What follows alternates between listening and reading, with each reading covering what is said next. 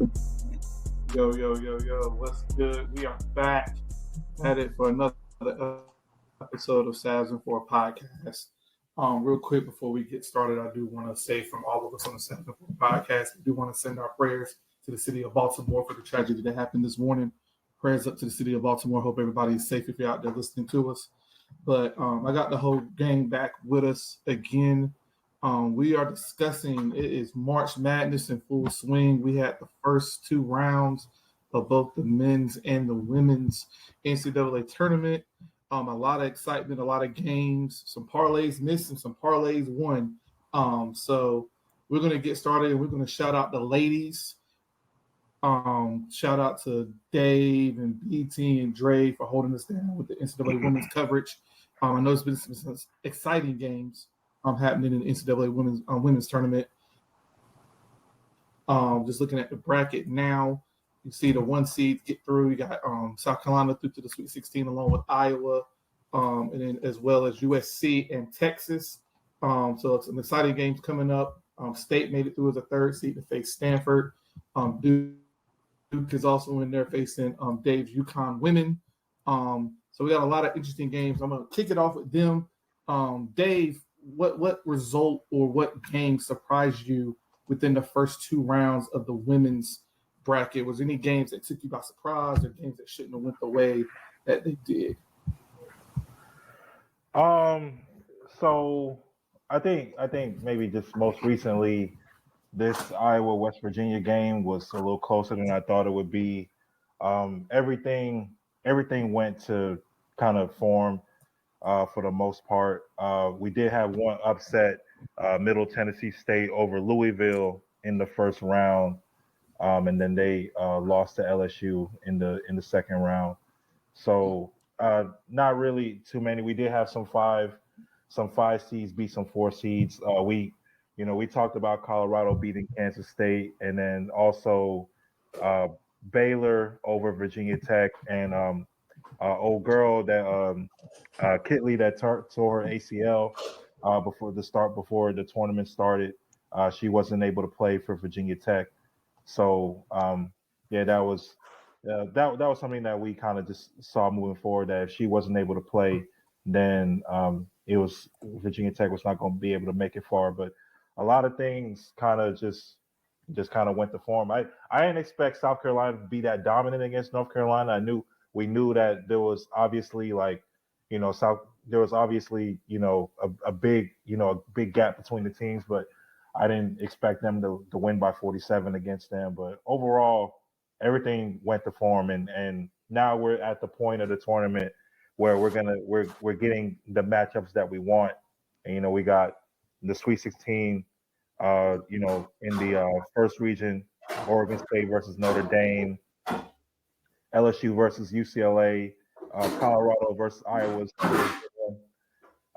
Baylor, USC, UConn versus Duke, NC State, Stanford, and Texas Gonzaga.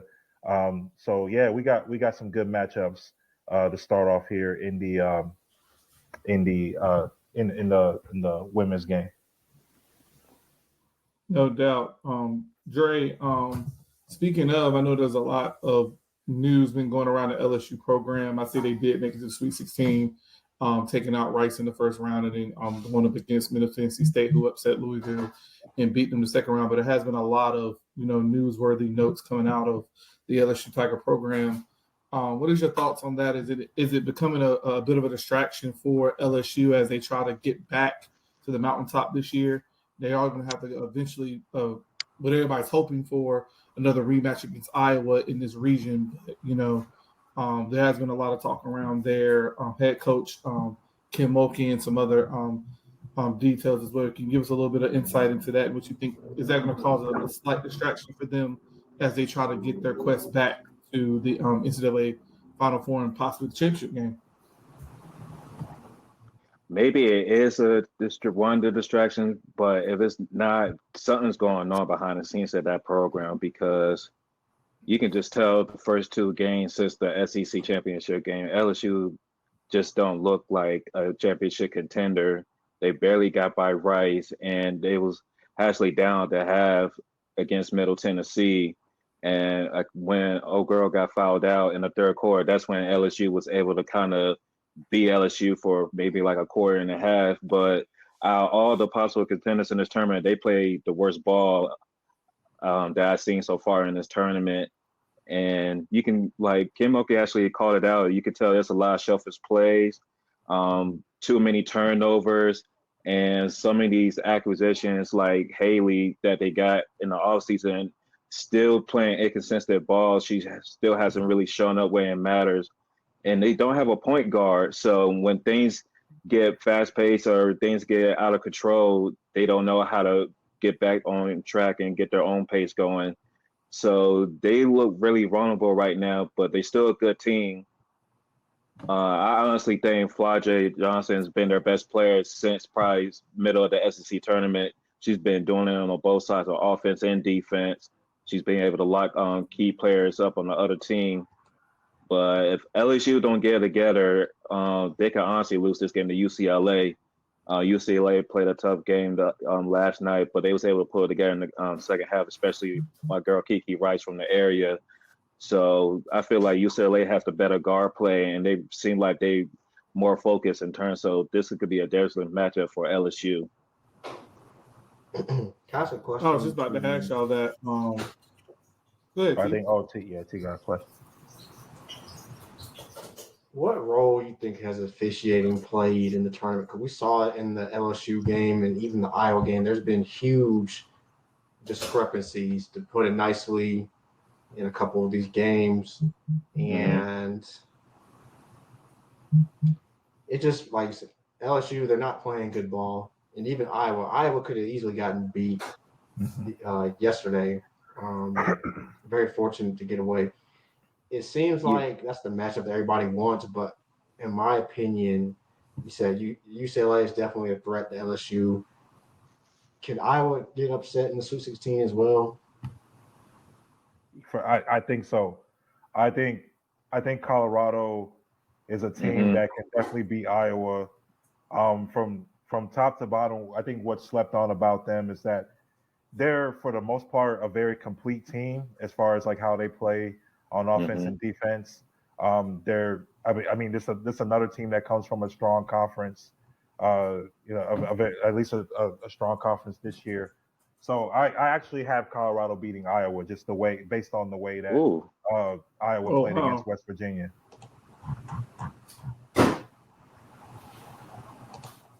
I mean, that's real though, because the thing is about Iowa is, it's like, of course, Caitlin's going to get hers, but if you're able to take away everything else, this is a really beatable team. And the teams that are left in the field, they have mismatches that they can exploit against Iowa. And Iowa, when they go through stretches where those shots are not hitting or they shooting real inefficient. So if you're able to kind of like get a lead while during that downtime, then you're pretty in good hands. But last night, it was just like Caitlin Clark finally got in. They figured out their defense in the second half. And the thing about the way Iowa runs their offense is you can play defense like West Virginia did in the first half and make the game close. But if your players ain't used to that speed and that intensity for a 40-minute game like you would need to play against Iowa and Caitlin Clark, you saw that they was kind of tailing off in that fourth quarter and they got too tired. And that's when Iowa was able to get the win. So if you're not ready to run 40 minutes with Iowa, then you're not going to be able to beat them. But Colorado is one of those teams, and they showed it in the first game against LSU that they can handle Iowa just fine. Yep. Yeah, I've always kind of seen, and I've always kind of want to ask y'all guys this with Iowa. Why haven't more teams, kind of how we say in the NBA with the Joker, do you want to take away the rebounds? You can't take the rebounds and the points away, but do you want to stop the assist and her getting everybody else involved? And that's how you kind of beat Iowa at the end of the day. Let Caitlin do what she does best. You're not going to slow her down, but getting everybody else involved and getting the rest of her teammates involved, if you can minimize that, could you find a way to kind of beat Iowa that way versus trying to just because pretty much LSU had the blueprint on them when they played against each other in the finals last year. LSU was just a bigger physical team. Flage was able to lock down one player, and Reese was able to control the paint. They had the guard play last year where they could control the tempo and lock up on their guards. Yeah, Claylee was going to get her points, but the reason why they won by double digits is because they out-rebounded them. They played more physical basketball, and they was able to get to the perimeter, so they wasn't getting open shots. So if you follow that same formula, you are able to beat Iowa. But the thing is, it's not about being able to play that for 20 minutes. You got to do that for 35, 40 minutes, because if you don't keep that intensity up, Iowa will make a run. So it's all about if you're going to have the stamina to keep up with these girls. Yeah, and for this year, Iowa, so the games that Iowa has lost, and even even one of the games they barely got by and got a dub. So I think teams like Indiana and Nebraska, two other NCAA tournament teams, they gave you the blueprint this year on how to maintain Caitlin Clark, or at least how to because Indiana did a really good job in their second matchup, forcing Caitlin to shoot below her percentage, and also limiting her playmaking as well. Nebraska was not really able to they were able to do that in the fourth quarter at Nebraska against Iowa, and then when they played again in the Big Ten championship game, they were able to stay with Iowa for 40 minutes, and then overtime Iowa pulled away. So I don't think it's something where you pick and choose as far as, okay, you want Caitlin to just do her thing, because that's even dangerous itself, because Caitlin can drop 30, 40 on you easily. And then she can also get 10, 12 assists on you easily as well. You have to maintain her. You have to neutralize her in a way. And then you also have to neutralize Gabby Marshall. You have to neutralize Kate Martin. You have to neutralize Hannah Stokey, all these other players on the team. You have to make sure that you can at least be even with them, so that you can neutralize Caitlin Clark. Okay. So who do I know? For example, and we welcome to the program, popping in Royal. Thanks for joining us, man. What's good, bro? What's good, y'all? How y'all doing, man? What's good, man? Doing good. Sorry for being late, bro. man. It's just been crazy with the kids and stuff, man. Sorry. Oh no, you good. If none of our viewers know before, Royal has definitely been a friend of the group for a while. Big sports enthusiast. Although he is a Duke fan, we forgive him for that. Still allow him into the group chat every now and then.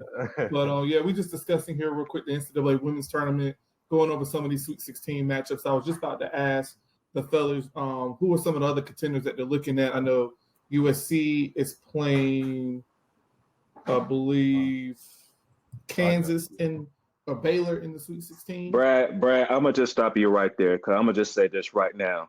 Oh, If Don Staley truly unlocked Malaysia Fawali, just hang it up. Just hang it up. Yeah, that's a Is fact. South Carolina Just hang it up. Just hang it up. Just hang it up. Just hang it up. Because they put the world on notice again with that game against Carolina, because they didn't have to do them like that. They really didn't have to do them like that.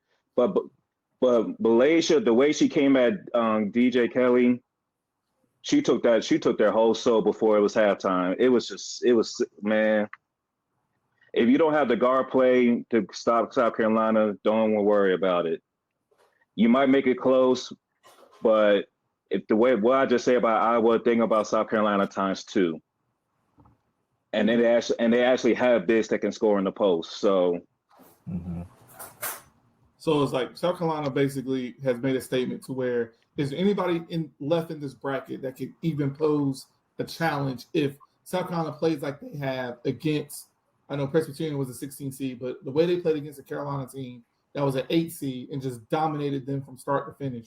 Is there anybody on this bracket that's left that can slow down South Carolina at all? Or they just LSU, if they can show up, it's LSU. That's a team that can give them some bump, but LSU has struggled the first 2 games. I think like a team like Indiana, they'll play in the Sweet 16. Indiana can give them trouble for a half, maybe 3 quarters, but South Carolina's going to pull away. I mean, there's no one. Maybe Notre Dame. Notre Dame has looked very impressive They have the defense, but Notre Dame is like one player. If they had everybody playing this year, then I'll give Notre Dame a shot. If UConn had everybody playing this year, I give them a shot. But since both of those teams don't, it's really if LSU can actually dial in and not make the mistakes they did the past 2 games, and they can beat South Carolina because they match up well with them. It's just at the end, South Carolina has the better guard play, and then LSU is always making mistakes during the course of the game that haunts them at the end. So South Carolina's more disciplined. Yeah. And honestly, better coach. So yeah. I would definitely say if South Carolina's locked in, it's going to be very hard for anybody, I believe, left to knock these ladies off. I mean, they are on a heater right now. But we're going to give people fair shots because teams like USC with Juju and UConn with Paige, we're going to give them punches chance though, because just like we highlighted in our women's bracket episode, what we already said that Paige is going to have some moments, and she did against Syracuse.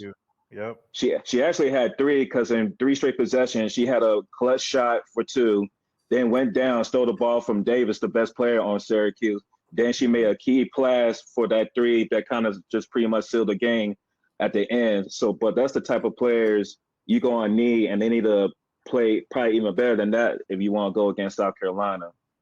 So, yeah, I mean, I give USC a chance, but I mean, USC had moments against Kansas where they had their foot on the gas, they got off.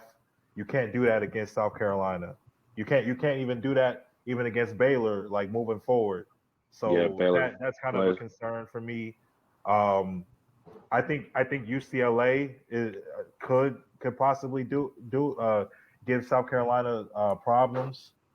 But I just don't see it. I mean, the only team I can really see if they're playing at their full potential is LSU. That's the only team I can really see giving South Carolina a really big problem. No doubt. I agree. But since my brother Royal has hopped on, some breaking news, switching over to the men's side. John Calipari will be back at Kentucky. Just announced. But speaking of Kentucky, another disappointing NCAA tournament, losing to Oakland. Jack Golke, how many threes? Like 10 threes or something crazy? 10 threes. 10 threes. 10 threes. This has just been a trend for Kentucky recently of getting bounced. Or they lost to St. Peter's in 2022. St. Peter's made all the way to Elite Eight as a 15 seed. They didn't make the tournament one year. I think it was 21. They didn't even make the tournament. Was it 2021 or was it 20? They 2020. No, 2021. They did not. I don't think. They didn't make the NCAA tournament. Yeah. The SEC as a conference, they were touted as possibly being the best conference along the Big 12. But the SEC hasn't won a championship since Kentucky in 2012. Yeah. Yep. The Big 10 hasn't won a championship since the year 2000. Dang. Was that the Michigan State team, right? Michigan State, man. Yeah. Michigan State. Yeah. Dang. If you want to look for conferences where champions are going to come out of, it's 3 conferences where champions come out. The ACC, Talk about it. the Big East, the Big the East. Big 12. Yep. Royal, you've covered college basketball for quite a bit. You follow college basketball very well. What are your thoughts on John Calipari? He is coming back, but that fan base is getting fed up. We know how Kentucky fans are. That's all they have in that state. I won't say it's shocking. I think that when it's all said and done, he's putting fans in the seats. He's putting kids in the pros. And I think that's his type of philosophy. He's let everybody know that from the get-go years ago, where he basically told everybody that his main objective is to get kids from their upbringings to the pros. And, that may rub the alumni the wrong way. but at the same time, he's putting kids in the pros. He's filling up the seats. He's getting them NIL money, endorsements, money behind the scenes, good money, bad money. That's why they call him PayPal Cal at the end of the day. I think speaking from the alumni standpoint, though, you know, basketball, football is a what have you done for me type of league. What have you done for me lately? And the fact of the matter is Kentucky has not made the Final Four since 2015, that undefeated team that lost to Wisconsin, who eventually lost to Duke in a national title game. They've missed the Sweet 16 4 straight seasons. You know, he has 6 Final Fours, 4 with Kentucky, but the fact of the matter is he hasn't done anything lately at all whatsoever. He's been the Kentucky coach for 15 years now. It may not seem that long, but he's been the Kentucky coach for 15 years, and they've won 1 championship. And, you know, he's getting kids to the pros. We understand the narrative, but they haven't won lately at all. And when do you put your foot down and say, hey, enough is enough? And they haven't won anything at all. I get it. Who would you get to play, to replace Coach Cal if he left is a big question. I thought about it hard, and I couldn't really think of a legit person they can get. Maybe try to buy out Pitino, but I don't think Pitino will be – I don't think he would leave St. John's. I think maybe he would, but you have to think about it like Pitino replaces PayPal Cal. He's going to get recruits because Pitino can recruit his tail off. You see what he did to St. John, even though they may not have, made an NCAA tournament, which is subjective, NIT, which they rejected. He can get recruits and he can recruit, but who would you replace PayPal Cal with? I think that's a big time discussion. Secondly, if you keep PayPal Cal, which they're going to do, is he on a hot seat next year? This same question can come up next year if they lose in the first round. What happens if they don't even make the tournament next year? Then when they have a recruiting class coming in, then we're having the same discussion a year from now. Do you keep Coach Cal? He has a lifetime contract, $9 million a year. That's a big time dead money. If you buy him out, you're still going to be stuck with a lot of dead money to replace him. So you got to weigh your pros with the cons. I get it. I see both sides of it. I see the fan side of it. I see the alumni side of it. I see the player side of it. But when is enough? That's just my conclusion on it. Can I say something about the buyout real quick? Just to add some context. Kentucky is one of the poorest states in the U.S. So for them to be paying $9 million a year, I know the school has money, but it's a very poor state. So the optics of it paying a guy $9 million a year and you're not winning in that state where, like you said, is one of the worst economies in the country. Let me ask you this. 10, maybe even top 5. Let me ask you this. I don't even mean to cut you off. If this was any other position or any other place in college basketball, could you imagine if, I know it's been 10 years, about to be 10 years since Duke won one in 2015, but they had a close run 2 years ago, eventually losing to UNC, who lost to Kansas in the championship. But could you imagine a coach being at any other blue blood school like that and haven't won anything?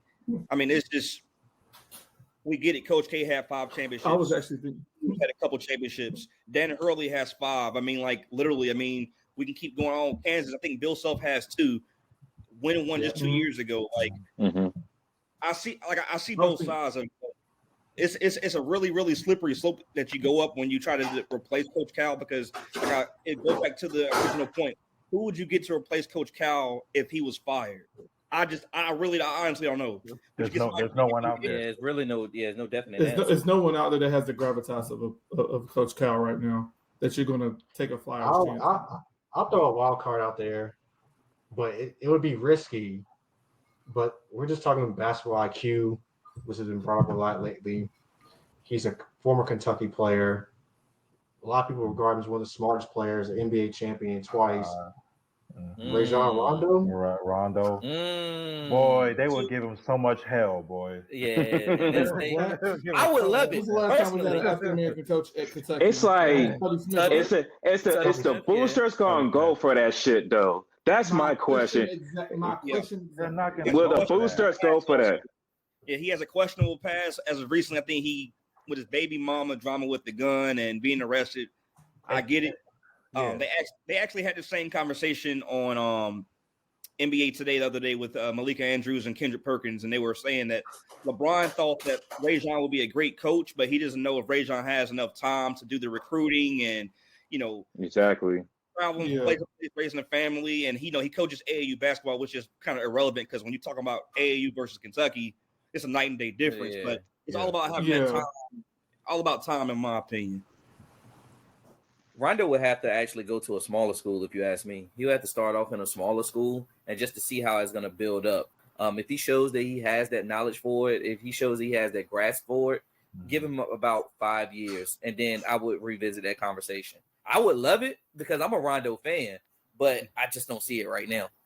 I think that's just messing them up because he doesn't have one. He has the coaching experience at AAU, but he doesn't have that college basketball experience. Obviously, he doesn't have the experience with the annual recruiting that you have to do, the annual just getting ready for an actual season of college, like on the college level.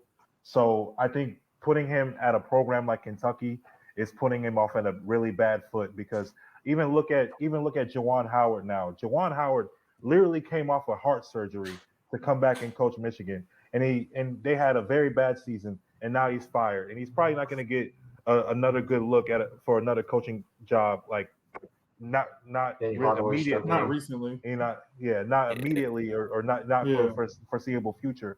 So starting Rondo off at a big program like Kentucky, a blue blood, and then having him not fare well there, that's gonna scar his career. Shit's gonna take time because we see what's going on with Jerry Stackhouse. He got let go from Vanderbilt, and then Penny really hasn't delivered since he started coaching at Memphis. So it's like we get it. Some of these people got high IQs and they coach like on some type of like AAU high school level, but the college game is different.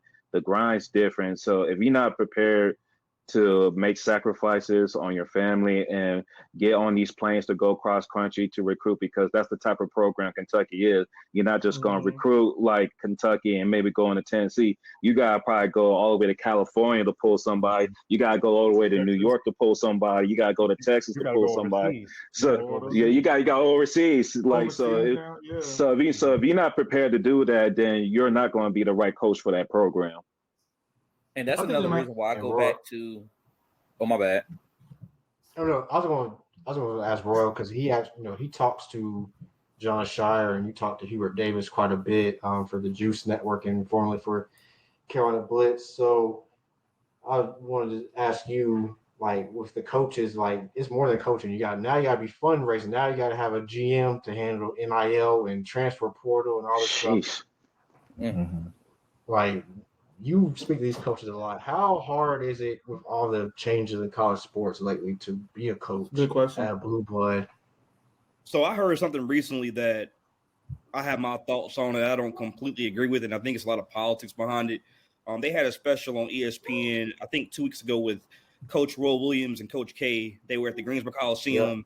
And I think it premiered on ESPN, ESPNU, the networks, the whole network family. And they asked the coaches about the NIL and the effect it had on them coaching and potentially leaving. And both coaches came out and admitted that NIL didn't have any type of conflict or any type of sway in them to leave the game of basketball.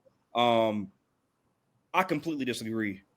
And I think it's more of a situation where if you're not willing to adapt to the new environment, the new day and age where players are wanting to gross money off themselves and make money for themselves and their livelihoods, then the game's going to pass you by. I remember asking Caleb Love 2 years ago, actually last year when he was in Charlotte for the ACC basketball tip-off, his opinion on the NIL. And just like he said, and other players from Boston College, Clemson, Duke, they all said the same thing. The same narrative was pretty much like, the NIL is changing their whole landscape on how they're able to provide for their families, make money off themselves, get food, not eating in the cafeteria all the time. A lot of times you got to realize some of these players came from different upbringings than other people.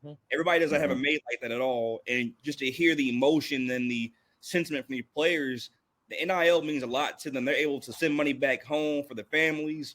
A lot of them don't, have the greatest jobs whatsoever. So they're able to give money to their mom, their pops, provide for their families back home just in general. And I mean, like, literally, it's just changing their lives. I get it. Like, I think we all know we're not dumb. The NIL's been going on for a long time before all the legal Oh, of course. It's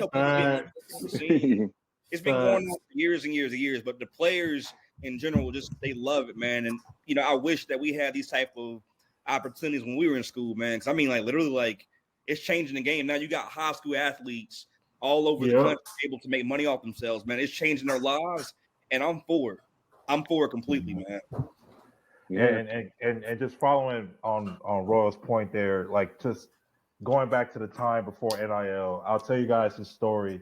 When I was doing my master's at UCONN, and I would like go to one of the dining halls, there was a UConn basketball player. I won't say his name, but I remember there was one time, we were in line or whatever, and he asked me like if I could use a swipe, and I'm like, bro, I don't even think I could do that, bro. Like you like me and you gonna get in trouble. So like there were players were like on crumbs before NIL, and it was even like hard for them just to even get a meal sometimes. So imagine like NIL, you're able to get your own bag, you're able to be able to do well for yourself and play basketball. Like it's changed everything. And going back to guys like Roy Williams and Coach K, guys that have been coaching for a certain way for decades, and then you bring in NIL and they have to there's all these adjustments around how you handle the transfer portal, how you handle that's another thing. That's another one. You've been doing it the same way 20, 30 years. And then this comes and it's hard to adjust when you're that far in your career. Whereas some of these other coaches that have been coaching for maybe 10 years or give or take 5-10 years or whatever, they can adjust a little bit quicker than guys that have been coaching for decades. Yeah, I was never going to bring up the transfer portal because I remember we all grew up, recruiting was one way. The coach comes see you, have some interest, you might work out for them or whatnot, they might come to your game, you see them, they holler at your parents, they come sit on your couch, they fly back out, they have a whole big board, they give out the scholarships to who they please. Now it's like a kid come in, you might get him as a freshman, but if he don't play, he on the next, he literally the transfer portal 2 weeks later. Oh, it's free agency. It's smooth for agency. It's open season. So you get a kid now that's a 5-star, he might be at your rival program the next year. Go ahead, Andre. I will say this. Go ahead, Corey. Go ahead. Yeah. No, only thing I would say is like what I do like about the transfer portal is like imagine if you're someone who didn't get a scholarship, anything may have happened. You got to go to a JUCO or you got to go to like a lesser level college. You can go there, show out, and you have the opportunity to transfer after that 1 year. So I do feel like that's good for them, but I know it's like, because a lot of times that we're going to look at the transfer portal and be like, damn, like this person leaving, he was just here. He's just upset because he's not playing this, that, and the other. But that's how I take away from it. Like it works in some ways, but in other ways, it's still not the best, or it allows kids to get into a situation that may work better for them. Do you think kids are abusing it? Because you got guys that you look up and they say, "Oh yeah, he's on his 4th team in 5 years." Yeah, like definitely. You just hopping at this point. Like you trying to search for a title at that point, or you searching for the biggest. I feel like they need to have a cap on transfers. Like if you do like a transfer out the gate because for whatever reason this other program is going to give you more money, or you got to this, you went to this school because of this coach. The coach is leaving because he got offered another job or he got fired. So he's like, I want to go play some, or this system don't fit. Okay, I'm cool with that. But if it's like you at Michigan State 1 year, then you like, okay, I'm going to Memphis the next year, then I'm gonna go to Syracuse the next. I was like, okay, we gotta have a cap on that joint. Because if you just want to move like this, just go overseas for like 2-3 years if you got NBA aspirations or something. Like don't take somebody's spot to go to school with that scholarship if they really want to do that joint for real. Like you have the opportunity to control where you want to play at now. So let's at least put a little cap on the transfer at least. And a lot of coaches, I think that's their main annoyance with the transfer portal is that just people just up and leave just for any type of reason. And but I don't feel too bad because the coaches can do it too without no repercussion. But the coaches can do it. We've seen that. Yeah, they can. One coach that just literally just did it. No sooner as his team left, within 24 hours, he was just signing with another team. FAU's coach. Oh, Dusty May. Yeah, Dusty May. Yeah. Kiffin went to USC and told his niggas not to go to school so he can so they can come to USC. Like, we know what's good out here, bro. Like, coaches be dirty and macking worse than some of these Johns out here, bro. But that's Lane Kiffin. Lane Kiffin a dirty nigga though, man. So I mean, that's Lane Kiffin funny, man. So, that's a funny nigga. Man, he ruined that man's draft stock. But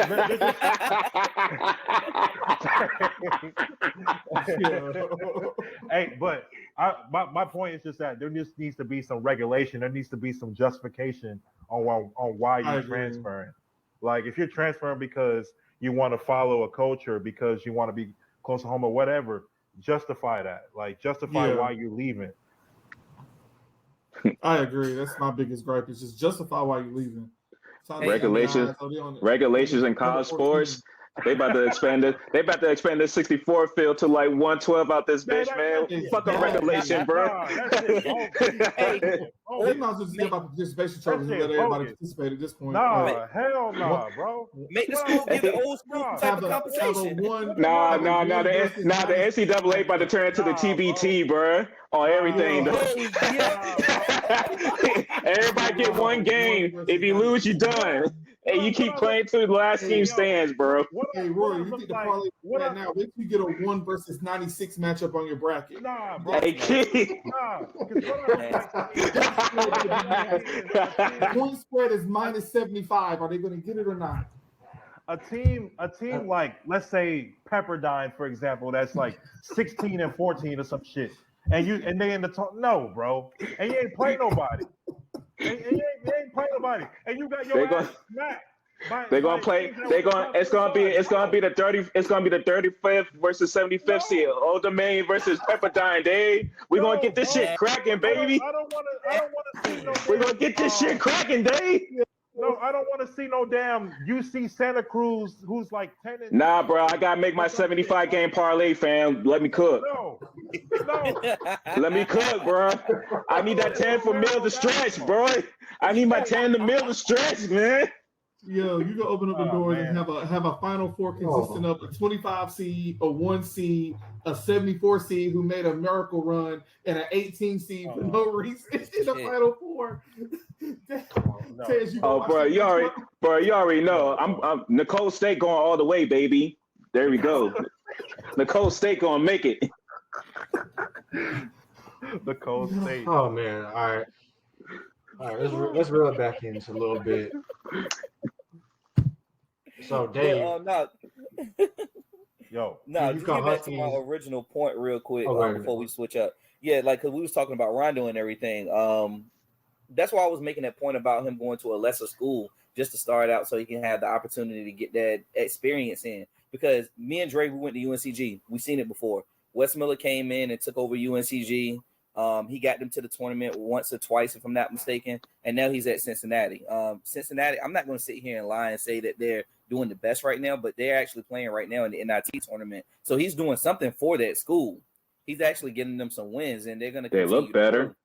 Yeah, they look a whole lot better. And which y'all know, and I've said this before, I really thought Wes Miller should have took over at UNC before they gave the job to Hubert. It's looked that way so many times before, but Hubert has changed the narrative a little bit. But I guess we'll see how it goes in the future.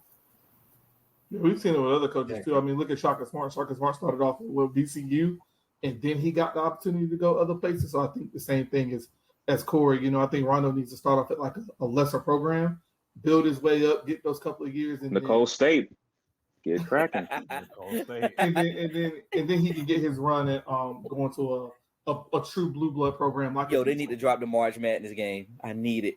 I need the March Madness game. Oh, I'm taking everybody with screw with my NILs. Man, that's gonna be nasty when that comes out. Yeah. But yeah, Dave. UConn Huskies pretty dominant as we start in the East region. Mm-hmm. They have San Diego State. They played before, I think, for the national championship game last year. I mean, is UConn a lot to get to the Phoenix, bro, at this point? Like, do you see anybody in this East region that can give them a game at this point? I mean, they've been dominant. Even the tournament last year, they were dominant. Like, they just look like a juggernaut right now. to the point we got Greeny on Get Up saying that UConn can make the play, which is absolutely absurd. No, that's but absurd. we're not going to talk about that.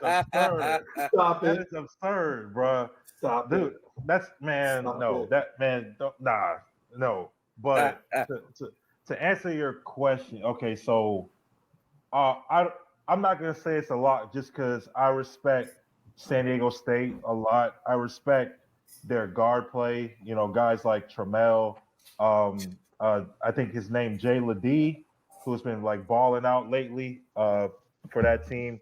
They're very well coached. I mean, I know we beat them or whatever last year, but I'm not gonna look past San Diego State because that's a team they've been in the tournament for the last like 12, 13 years. I think almost every year. And their coach was part of the staff that of the Fab Five squad at Michigan back in the day. So I respect them a lot. I think we'll beat them, but I don't think it's going to be a cakewalk. I mean, I wouldn't mind if it is, but I just don't.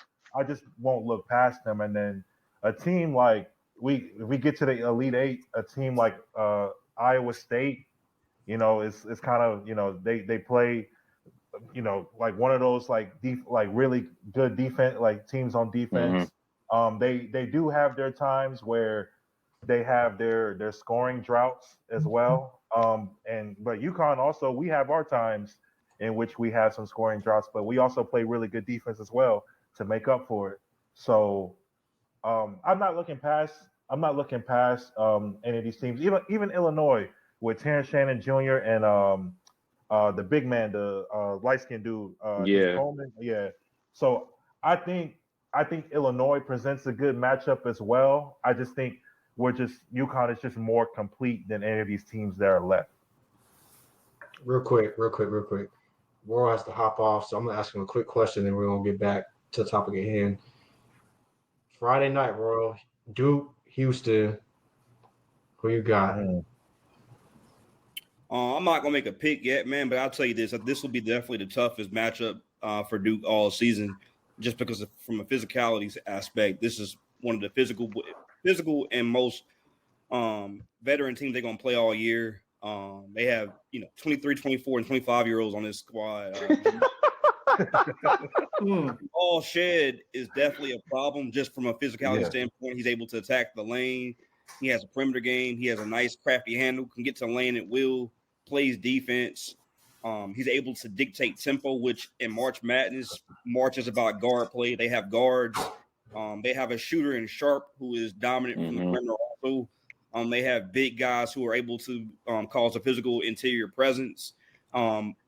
But I think last game against James Madison, and that's a team that I didn't want to play all tournament, but something that Duke did in that game that they haven't really did all year was come out and punch somebody in the mouth. And I think that when Duke plays like that, they're able to beat anybody in the country. I think what surprised me most was just our guard play being consistent.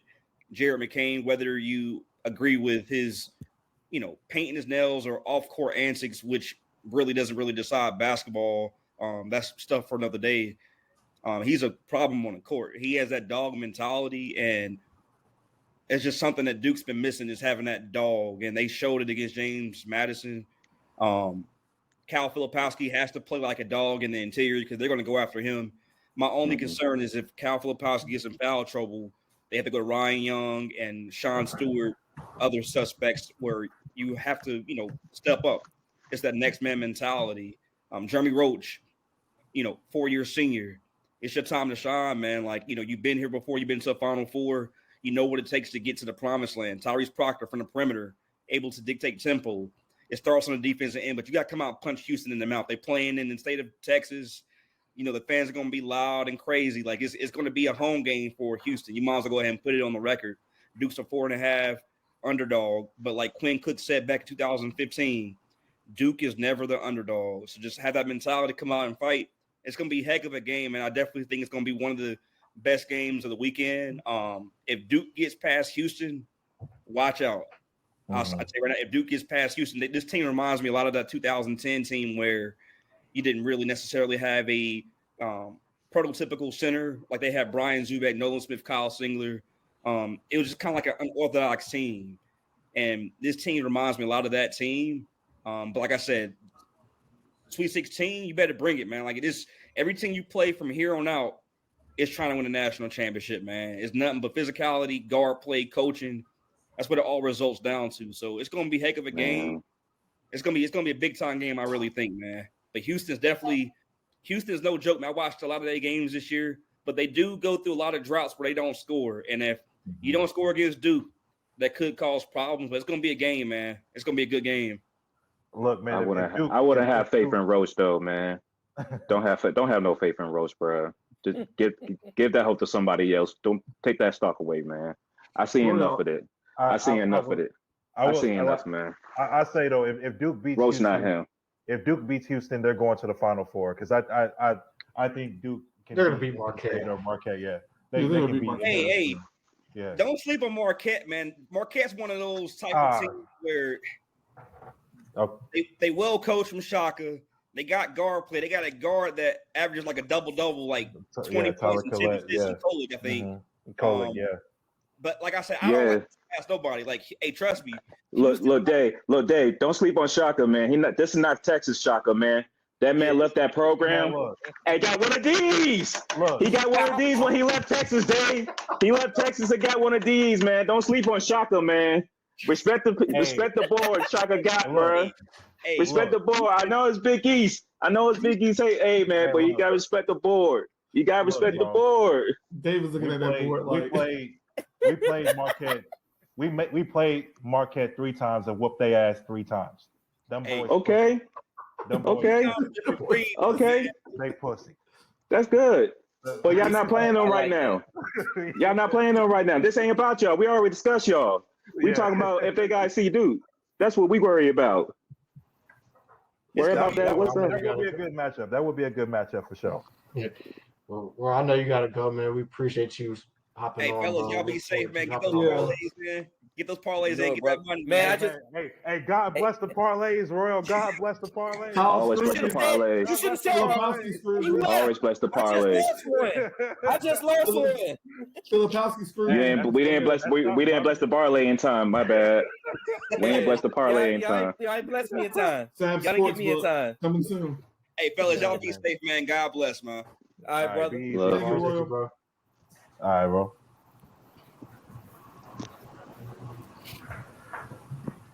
But some good insight. But yeah, the Houston Duke game is actually, I think that's going to be a war, especially if McCain plays the way he did. I don't think he's going to be 6 or 6 from 3, but that's definitely. For some reason, I just feel like Duke going to win that game. I don't know why. I just feel like they're going to. Houston, man. I just don't. No, bro. Like you said, they have too many droughts. This past weekend, I kept saying Houston and Purdue going to end up losing this upcoming weekend. So I can see it. Man, fuck Purdue. They ain't shit, bro. Oh, my God. Can't wait for that. Man, don't get me started. Damn. I'll tell you what, Gonzaga. I know Kansas has their issues, but Gonzaga look good. Yeah. Against Kansas. If Gonzaga plays like they did versus Kansas, they could get Purdue some problems. It's funny. Gonzaga was a 5th seed. Yeah, this is the most dog I see on this team. All these 1 seeds they produce, bro. Like I was like, where was this energy in the championship game? Where was this energy, bro? Hey, Dre, you know what? You want to know what happened? Guess what, Mark Few got? Some niggas. Basically. Hey yo, I see some braids and fades on this team. Yeah. I see braids and fades on this team. What's going on here? He stopped looking at the border of Canada. He stopped looking at the Canadian border and was like, look, let me get some real. Went from box cuts to taper fades. That's what that's how you win. That's how you win, Mark Few. You figured it out. Wow. But yeah, back to UConn. I think the Illinois is going to beat Iowa State. Iowa State's another one of those teams where they have trouble at times scoring the basketball. They didn't look overly impressive to me. So I think with Terrence Shannon, I think he's going to take over the game versus Iowa State. And I look for UConn to play Illinois in the Elite Eight. That Houston Duke game is going to be a battle, but I do think the winner of that game might be able to come out here. Marquette could give Duke some run, but I don't know, man. We're gonna go to the West region where we have North Carolina, Alabama, Clemson, and Arizona. Fellas, are we headed for the RJ Davis Caleb Love game? Is it a lot that Yes. we're gonna Yes. Yes, It It is. needs it to is. It's a happen. lot. It needs to It's a happen. lot. It's gotta happen. It needs I- to happen. It's I gotta happen. mean, Both teams should be heavily, maybe not heavily fair. I feel like both teams are favorite. If they handle business, they should see each other. What y'all will play on Saturday? we Yeah. play If the Thursday, Thursday. Saturday? Yeah, so we y'all play on Saturday. Saturday. Yeah. Yeah. So Arizona showed me something because they was looking shaky in that first half in the first game of the tournament, but they was able to turn around. I can't remember the last time Arizona made it to the Sweet 16. Maybe it's recent, but I can't. It's been a little minute for them. So just to see them this far, it's like okay, they look like they handle business. And UNC, I feel like that 8-9 matchup, whoever y'all was going to play, was going to be a real tough matchup. Y'all took the first punch and y'all was able to pre-settle down and got through that game. So I really think it really should be y'all versus Arizona in that Elite Eight game. I'll say this about Alabama. Alabama was very fortunate that Grand Canyon played some of the dumbest Yeah. basketball that I've seen. yeah. Talent-wise, Grand Canyon has high major talent on that roster. Mm-hmm. But we only had 5 assists for a whole game. And it seemed like the moment, and Kenny Smith said it, the moment was too big for them. You brought a whole student section to your region. You had a big watch party on campus. The players feel that, whether they admit it or not, they feel that pressure when everybody Yeah. is gassing up on campus. And then you bring a whole Mhm. student section to, I think they were playing in Spokane, which Yep. isn't far from Grand Canyon's in Arizona, I believe. It's in Phoenix. Yeah. It's in Phoenix. Yeah, Phoenix. Yeah. So it's not a far trip from Phoenix to Spokane.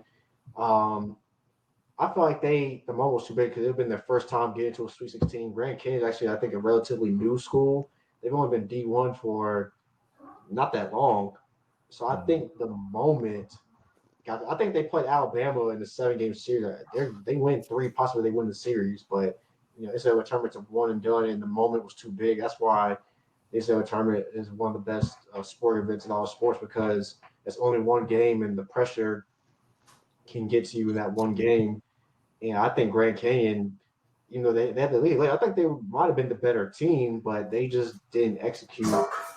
But North Carolina is a completely different animal than Grand Canyon. And Alabama, the way they play like that, they might get blown out, to be honest with you. I'm not trying to sound biased, but if North Carolina locks in on defense and plays with physicality and plays with edge, like Roy mentioned earlier, they should win this game by 15-20. And Arizona, I feel like getting to the Sweet 16, like you said earlier, Dre, getting over that hump, they'll be a little bit more loose. And I don't think Clemson can score enough points to keep up with Arizona. Caleb Love is familiar with Clemson, so he'll know how to attack that team. Yeah. It'll probably help with the game planning from his experience the last few years playing Clemson. So Clemson was very fortunate to get past Baylor. They about tricked that game off. Sure did. Do they have the time for that potential game for the Arizona and Carolina game if they meet? Okay. Not yet. It's in LA, so I'm assuming it's going to be Saturday night. Yeah, I was about to say they're gonna make that prime time. It's gotta be. It's gonna be prime time. It's gonna be like 8 o'clock or something like that. Yeah. Yeah. It's gonna be the main event. Yeah. But they booking on that. The one thing about Arizona is their guards. I feel like their guards are bigger than ours because we start RJ Cadeau. Those are small guards, and I hate to say it because I like Elliot Cadeau, but at some point he's going to start making some shots from the perimeter. Yeah, he's in a slump right now. They sagging off the kid, bro. They sagging off him. They let him shoot the shot. And I talked to a coach earlier about this. If Cadeau isn't effective and Caleb Love gets going early, you're going to see a lot of Seth Trimble against Arizona. You have to. If Caleb Love gets downhill, attacks Cadeau or attacks RJ because he's a little bit bigger than both of them and gets going early, you got to bring in Trimble early to neutralize that because you cannot let Caleb doesn't have a player and we've seen it. He can literally put a team on his back and get you a victory. He can also shoot you out of a game as well. But if he gets going early, you have to try to nip that in the bud as soon as possible. He's going to be locked in. He's going to want to win that matchup bad. Yeah. Are you trying to hope you got to play off Caleb's emotions? Because Caleb might shoot. Caleb might be so amped up for that game that he might start doing stuff uncharacteristic than what he's done at Arizona this particular year. So I say this, y'all better hope the Caleb that went against Duke don't show up. That's the one y'all don't want to see. Oh, the earlier this season in the early game, yeah. This season and the Final Four. And the Final Four, yeah. Yeah. Hey, I would be real. I would be opposed to throwing Seth at him. Seth became an X factor in the first half of last week. I wouldn't be opposed to it at all. He showed his post dominance. I feel like you're gonna have he's the only guard that's equipped to really guard Caleb Love. Though, like from a just talking about from a one-on-one standpoint, RJ is a smaller guard, slightly smaller guard. Cadeau is slightly smaller. He's not really have stature at all. I mean, Seth Trimble would have to be the guy that really you have to really lean on, especially if he gets going early. And Arizona has some big boys as well. So, Armando's got to bring it as well. Balo, I will not butcher his name. The big man for Arizona. Balo. So Baycott's going to have to come with it. And then you're going to have to get something from Withers and Jalen Washington as well. Withers had a good first and second round. We saw Cormac and Ingram get going in the second game. They struggled in the first game, but the thing with Carolina is if they have a third guy that can get you some points or even a fourth guy, Carolina is going to be very hard to beat, even for a team like UConn. But if Ingram or Cormac struggle, they can be had. They can be had in my opinion. It has to be a team effort with Carolina. That's the thing about it. Yeah, from team defense to team offense, from shooting threes, it has to be. I think Michigan State, they came out talking trash. They were more physical early on. And we saw Hubert Davis when we were speaking to the silent reporter, pretty much call his team out. And I know he called them out in the huddle, and we saw them respond. So Hubert's been to a championship game. Tommy Lloyd, Arizona's coach, hasn't. Maybe you get the slight edge, the coaching matchup to Hubert Davis. It's Arizona getting to the Sweet 16 is a big deal for them. I don't think they've been since 2015. Yeah, you got to go back. You got to go back to Aaron TJ Gordon. McConnell. Aaron Gordon, those boys. Yeah, so good little time. It's been a long time, but I expect it's going to be an Arizona home game. Yeah, they're going to be in LA. Yeah. Carolina fans travel, but it's going to be a pro Arizona crowd, so we got to be mentally tough. Like you said, the team that starts off the game strong, I feel like it's going to have the edge because it's going to be such an emotional-driven game for both teams. So which team can handle the emotions, the mental aspect of the game? It's going to be huge if we do get that matchup because sometimes the mental game will do you in as well. And like you said, teams get too high and too low. And you have guys that have been in big games that been in high pressure, high leverage moments. So I feel like when both teams settle down, it's going to be a hell of a game. But I just think that I trust Carolina just a little bit more than Arizona. It's a 50-50 game, though. Yeah. It'd be interesting to see what the spread is early, if they both win, and kind of see where the odds makers and just the people are leaning towards in that game. Because like you said, I think Terrence, you said it best. Whoever comes out focused and mentally and physically, to start the game off is going to have an edge in that game because, that's going to be something to talk about the entire day that Friday is that matchup on whatever day we play. So I think both Caleb and RJ are going to have good games if they see each other. I think they both going to have good games. So I hope that matchup does happen. Yeah. Plus, the men's tournament needs a matchup like that. They need some juice. They need some juice. The women have all the stars. The women have the advantage because, the girls have to stay in college for 3 years so they can develop stars and develop rivalries and storylines. So for the men's side, when you have a lot of guys that are one and done or in the portal, I think this will be a good game for the men's side. Just a storyline that can sell on a national stage, Saturday night, prime time, big game, and two programs that you got one bona fide blue blood and one of those teams I call a tier 2 blue blood who has had some success before, but have also been kind of down a little bit and now trying to get back on the way up. So it's going to be a hell of a game if they do meet. And speaking of hell of a game, I'm looking at OKC and New Orleans. OKC was up big, and now New Orleans is rallying back as we transition to the NBA. We haven't talked NBA in a while. The Western Conference is absolutely crazy. New Orleans has been one of the hottest teams in the NBA. The Pelicans have won like 12 out of 16, I believe. Something like that. And crazy run. They've moved up to the 4 seed in the West. Oklahoma City standing firm at the 2 seed, still has a chance to get to the 1 seed, but they need a win on the road in New Orleans to keep up with Denver, who's also been playing really good ball out of the break. Minnesota, even without Karl-Anthony Towns, they're hanging on in the 3 seed. They only game have back of that top seed out west. The Clippers have completely fallen off. Clippers are actually a game and a half out of the 1 seed now. It's a possibility that the Clippers could fall all the way down to possibly even 7. Sacramento and Dallas play tonight, so one of those two teams will lose. The winner will creep within a game and a half of the Clippers. Phoenix had a bad loss to San Antonio of no Wembanyama. Lakers are currently, I believe, down to the Bucks. Yeah, they are. A little late push, but without LeBron James, that was going to be a tough ask. And then the Warriors, they are hanging on by a thread.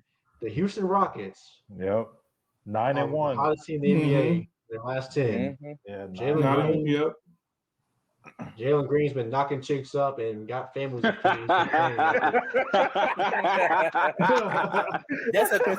is a crazy rebrand. That's a crazy rebrand. Hey man, Jalen Green that was out to get trade. That we're talking trade rumors and rumors saying that Houston was basically not sure if they're going to pick up his option. Now you have to, and remember they're doing this without Sengun. Yeah, as well. Yep. And then out east, one of the teams I've been high on in our chat, the Orlando Magic, they're only a game and a half back of the 3 seed. They've been playing some good ball lately, 7-3 in their last 10. The Celtics has still, they have a stranglehold, but they blew a 30-point lead to the Hawks. We've seen the Bucks play good ball. The Knicks are still banged up. Miami is kind of creeping around the play-in. Philadelphia, currently the 8 seed. Is Joel Embiid coming back? Guys, what do you think of what's going on in the association? I know we haven't talked about it in a while, but there's a lot of stuff going on as well in the association. There's some good basketball being played as we get to the playoffs. The playoffs start in the play-in tournament starts, I think, in 3 weeks. Almost 2 weeks. Today. Yeah, 2.5. Mm-hmm. Yeah. Dang. Yep. The season ends in 2.5 weeks. The play-in tournament starts 3 weeks from today. We are down to the nitty-gritty. Ooh. I would say that. What stood out to you so lately in the association? I guess these like you highlight, these teams that are playing good basketball between the Pelicans, the Orlando Magic, and the Houston Rockets.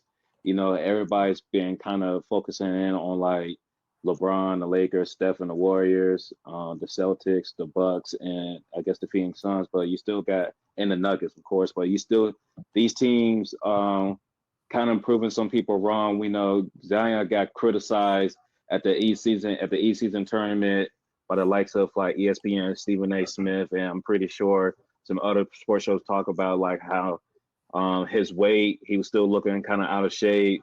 The Pelicans pretty much rescinded the last couple of years of his contract because of it. But now you can kind of tell that he looks in better shape. He's playing like it. He's staying healthy. And we kind of just knew this about Zion. When he's in shape and he's on the court, he's a great talent. Like he's not like a one-dimensional player. He really makes a difference for the Pelicans team. So it's no surprise that now that he's consistently playing, that the Pelicans making this run. But I gotta give a shout out to the Houston Rockets. I really wasn't thinking out there making any type of noise down the stretch for this play-in. Sometimes I still kind of disagree with even having play-in at all, because just the fact you got all this going on between these seeds towards the end of the season, I think it's exciting enough. But for what we have now, for the sake of it, like Golden State's in trouble, because for all of a sudden Steph is on playing like 30 minutes a game. They just haven't been clicking for two. They look good for 2 games, then look bad for 3, and that's not a recipe you need going down the stretch. So I think Houston might walk them, honestly, if Jalen Green keeps up this pace. Yeah, I mean, for someone like Draymond Green to say, I don't give a damn about the Rockets. Well, let's see if you give a damn about the Rockets when they get 1 game above you. You only a half game in front of them. So, like, let's see if you give a damn when they take that 10 spot. Can somebody pull up Houston's schedule? I want to see who their next, like, 3-5 games are. I'm trying to see something. Oh, that last 3 games? I got you. No, who are they playing next? No, that's what I'm talking about. They only got 3 games left. They only got 3 games left. They're at the Thunder. They're at the Thunder. Okay. That's They're tough. at the Jazz. That's a dub. Home versus the Mavericks. At Timberwolves. At Minnesota. Mm-hmm. Golden State at home on April 4th on a Thursday. At home. They got some tough games though, but I don't know. At home. If Houston is still in reach of Golden State by the time they see each other again, Golden State's in trouble. Golden State better be the biggest wolves. Better be the biggest wolves and OKC fans this next week. Man, if they somehow beat Golden State by the time they get to this Orlando game, because I mean that's a dub. At Utah, at Portland's a dub. The Clippers, I mean, that might be a dub the way the Clippers been playing lately. The Clippers might be resting players. Let's see. Warriors about the Heat. Yeah. The Warriors about to beat the Heat tonight. So what's putting it at 1.5? Yeah. Oh, Houston. Okay. Yep. Because they definitely about to get the Heat out the way. But now they can get walked down. Yeah. They can. I mean, there's a lot of focus on, the playing, like the teams in the play-in, like T said, the Lakers and the Warriors and all that, but not enough attention on OKC and what they're doing at the top. That what's interesting to me is that fight that who's going to get that number 1 seed. I think most likely it'll be Denver, just because I think they'll be able to, I guess depending on their schedule, they'll be able to maybe close out better down the stretch. But it'll be interesting to see who gets that number 1 seed, whether it be Minnesota, OKC, or Denver, because I feel like that'll like I think like T mentioned in the previous episode, you don't want to play in Denver because of that altitude. It's another aspect to the game that you have to prepare for when you play out there. So it'll be interesting to see who gets at the top. Yeah. We talked about the Pelicans playing well. I'm interested to see where teams like Sacramento and Dallas land, whether they end up in that play-in spot or whether they can get big game tonight, 6 or 7. Yeah. If Sacramento gets a 6 and plays Minnesota in the first round, problems. If Cat's not healthy, problems. I'm taking Sacramento over Minnesota. I'm gonna tell you that right now. Yeah, I can see that. Sabonis might cook Gobert in that pick and roll with Fox. Yeah. Who do you think needs Denver that schedule more? Well, I'll give you Denver's schedule real quick, and then somebody can answer that real quick if you don't mind. So here's Denver's schedule. Phoenix tomorrow. Phoenix has beaten them in Denver recently. Phoenix is a bad matchup for Denver. And then Denver goes to Minnesota. They have Minnesota at home. Then they play Cleveland. They play San Antonio. They're at the Clippers. They play Atlanta. They're at Utah. They have Minnesota again, and then at San Antonio and Memphis. So if Denver's the 1 seed by the time they get to that last 2 games at San Antonio at Memphis, they'll get the 1 seed. I don't see them. I agree, because they'll probably sit some guys that those 2 games in San Antonio and Memphis, they'll probably sit guys those 2 games, to be honest, if they got it locked up by that point. Yes, as long as it don't affect anybody's money with these Exactly. awards and shit. Mm-hmm. Yeah.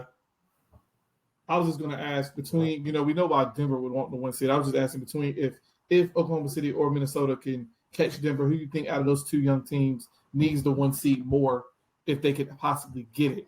Do you think an OKC team with their fans? OKC, I that said fan base. I remember like we had like I think Brett had a question like this before. Minnesota, man, Minnesota needs that number 1 seed, in my opinion. They need it. I mean, they've been in the playoffs a couple of years. I feel like this Oklahoma City team hasn't been in the postseason yet as a group. Yeah. They've been in the play-in, but they haven't been in the postseason. I feel like they would need it just a little bit more. They're not quite as experienced, but I mean, if Minnesota gets the 1 seed, they're gonna be a tough out. Go ahead, Corey. Go ahead. No, I'm just gonna say this real quick. OKC needs the 1 seed, and the main reason why I say that is for SGA's MVP race. He should win MVP. I mean, yeah, he really should because like it's hard not to get an MVP if he's the first. I mean, 1 seed. They showed his defensive numbers. His defensive numbers are actually really good, like really, really good. And defense should matter. We talk about most valuable player as well. We've gotten to the point where it's really just becoming an offensive award. We've seen it lately. I mean, really, SGA should be one, in my opinion. You look at what Giannis offensive narrative driven. Mm-hmm. Yeah, Giannis should be getting more MVP love as well. His numbers are crazy. He impacts defense. With the coaching transition stuff, the Bucks should be the 2 seed. I mean, it's going to be interesting, man. But MVP, he travel like a mug. My bad. I'm watching this. Oh, damn, it's tied. They called a foul. Yeah, Bucks are tricking off again. Wow. Are we not surprised? Glenn Rivers. Yeah, I know I'm not surprised. But real quick. But I just want to say that surprised about Frog Rivers? I know we're talking about who needs the 1 seed, but it's really going to come down to what's that matchup of who's going to be at 7, who's going to be at 8. That's going to be more important than who's going to be that 1 or 2 seed, because they get a veteran. If like Phoenix is saying at 7 or 8, whoever got that 1 or 2 seed is going to be pissed. Yeah, I agree. Yeah. Or if you get like somehow the Lakers make the 8 seed, like that's going for a young team, that's going to be tough. Mm-hmm. Hell, do you even want to say Dallas as an 8 seed? No. Unless you're Denver. Unless you're Denver. Denver would be good, but if you like OKC and the Timberwolves, and you guys see Dallas as an 8 seed, yeah, all right.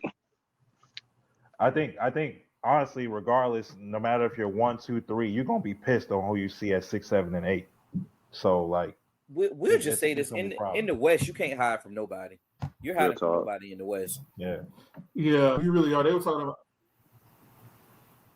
Yeah, I was just about to say that you can't hide in the West. You're gonna be pissed whoever you see, because that playing tournament, as much as we talk about some of these teams, that playing tournament is loaded with talent, and no matter if you're a top seed, you can't hide from anybody. So. Mm-hmm. And then last thing, real quick, Boston, they're clearly going to have the best record in the NBA, but they just tricked off a 30-point lead, man. What is it about this team, man? Like, they have to get it done this year. Like, there's no excuses, bro. But I just don't trust the team to get it done, man. They play dumbass analytics ball, bro. Their basketball IQ, which has been talked about a lot lately. LeBron said that they should have won the title in 2022. They had the deeper team, but they just played dumbass basketball, and it showed again last night. I mean, do you really trust this team to win the East or even win a championship? Because I don't.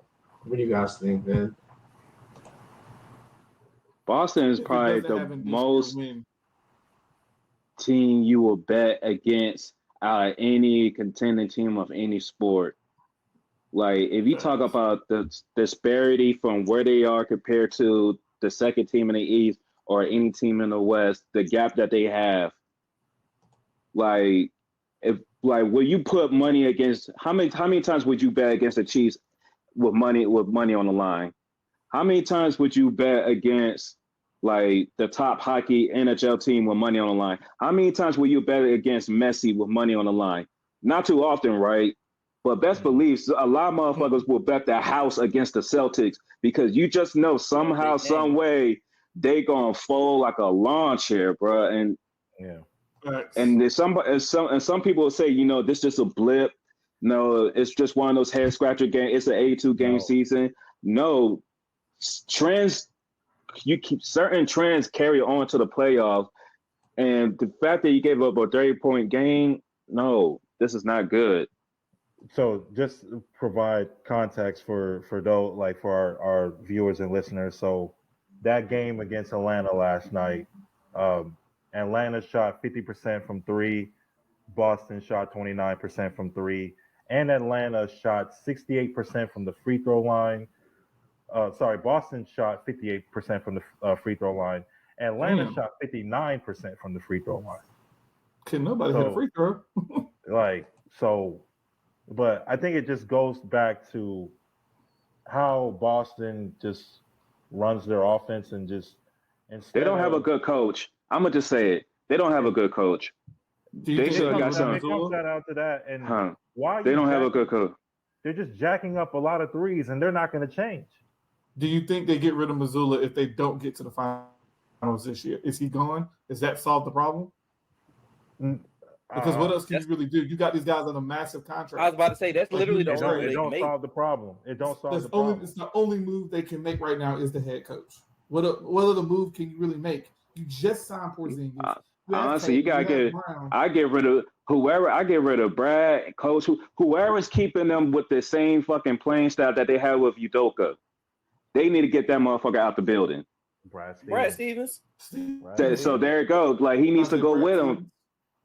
Because they just if you get Boston a different philosophy and a different offense, I don't see anybody really beating it. They have everything you can ask for an NBA team. I said this the other night on one of my Facebook posts when it was comparing Anthony Edwards to Jason Tatum.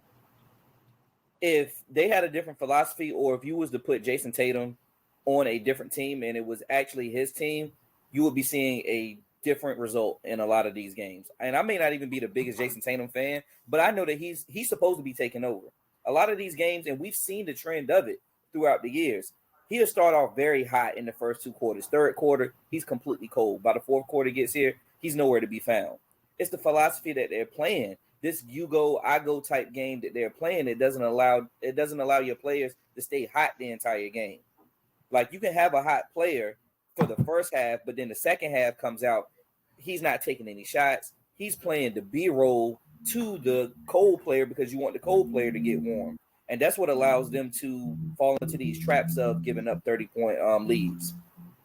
But going back to that comparison, what if you put Jason Tatum in Minnesota and Anthony Edwards in Boston? What does that look like for Tatum and the offense that Minnesota plays? And is Anthony Edwards jacking up a lot of threes in Boston if you switch them out like that? I'm gonna be honest. I think Ant gonna tell them he ain't running that shit.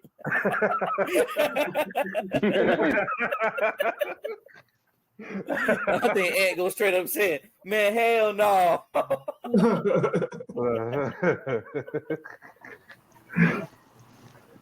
Yeah, you might be right. Yeah, you might be right. But I agree I definitely agree with the premise though. Like if you take Tatum and put him in some of these other. Well, I mean, imagine Tatum if you put him with who we figure is one of the better coaches in the league. Imagine him in Miami and let that be his team with Spoelstra as his coach. What Tatum would do at the end of the day. Tatum in Miami with Jimmy Butler? Boy. He don't even have to be a dog at that point. That's the crazy part about it. He wouldn't even have to be a dog. He can just be there for offense. That's it. Exactly. Yeah. Or put him in take out Murray and put Tatum in Denver. I'm gonna say this, and I've been saying this a lot as well. Nah, that shit ain't gonna work on Denver. Because then all you're doing is just adding another Michael Porter Jr. with a drive game. That's all you're doing. That's all you're doing. It's no secret where Jason Tatum wants to play. So when LeBron retires and he goes over there, you have He's him not built AD. for that. Is he built for that media? Is he built for? Is he built for that media? No. Is he? We seen the propaganda that this man runs every time that they play any national game and they win. What's the first thing that he do for his propaganda? He's running his son out on the court. Tatum is built. Tatum is built for the commercials. He's built. Man, the Laker fans don't give a fuck about his kid. They care about these championships. You see how much grief Bron's getting after he gave him one? They want another one. They want another one. They not another one. So if Jason Tatum, you can put that kid all you want on that court. They're gonna throw trash at that boy if they ain't coming back with a ring. First time that Tatum loses with the Lakers in the playoffs in the second round, you'll find out whether or not he's built ready or not. That's all I'm gonna say. The way you tell it, Lakers fans sound like a fertile baby mama. They want another one, and then another one, and then another one, and then another one. Damn, Dave. It's never too much. Y'all should have known. Dave was gonna hit the studio. Dave was gonna hit the studio. It's never too much. It's never too much. Like it's never enough. It's never enough for them, man. You said like a fertile baby mama, bro. You said like a fertile baby mama. We need to end it right there. Oh God! That's the case. They better send Jalen Green over there. Jalen Green in LA. You sure you want that? You sure you want that? Boy. He started his own gang at that point. I would stop a prop bet line over and under how many baby mamas Jalen Green to have once he hits the LA Lakers. Hey, look, I got a scenario. We're gonna wrap it up. Houston, last game of the season. Houston needs a win to get it in. Put Ruby Rose courtside and watch Jalen Green play with greatness, bro. They better be calling her right now. Udoka better make every phone call he can. I bet this man. What Jordan Poole couldn't do, bro. Who's Jordan Poole? You mean Puddle? You talking about Puddle? Oh, true. Oh, okay. I know a Jordan Puddle. I don't know no Jordan Poole. How you mess up that parlay, dog? She said, how you mess it up, dog? You messed up a Ruby Rose parlay and ain't been the same since. He ain't been the same since he got his ass whooped. That's a fact. Well, it wasn't even a whooping. It was a one-hitter quitter. Yeah. Yeah. Damn. Draymond really punched the career out that nigga, man. It's sad. He really did. He took his whole career. and Draymond didn't even get better after taking his abilities. Like it's reverse Monstars. The Bucks are really tricking this game off. What a damn shame. It really are. It's over time now. Lakers have 2 minutes left. I told y'all Doc Rivers, man. Glenn Rivers. That's all I'm gonna say. Tough. Oh man. Well, fellas, we gotta end it right there. Thank you for everybody for rocking with us as long as we have a lot of good discussion tonight covering March Madness and the association. As we always do, we'll have more stuff coming up. You know, we got Sweet 16 Elite 8 this weekend. As we stated before, the NBA is winding down. Coming towards the end of the season and getting to the play-in into the playoffs, we'll definitely be able to cover all of that. And then we'll definitely cover Final Four predictions next week. We'll see who is, might possibly get to the Final Four and then who might win the national title in both men's and women's. I know we might have some boxing discussions coming up here in April with some big matches coming up with BT, who couldn't join us tonight, and Terrence leading that conversation as well. As always, follow us on YouTube, subscribe to our channel, follow us on all social media platforms, Savs and Four Podcast, wherever you get your podcast at. We ain't hard to find. We keep it real here. Savs Sportsbook coming on the way. You reach out for us. We need parlay help. We have parlays. Hey man, I'm gonna call up my boy Shohei Ohtani for the parlays. I'm gonna call my boy Shohei Ohtani for the parlays, man.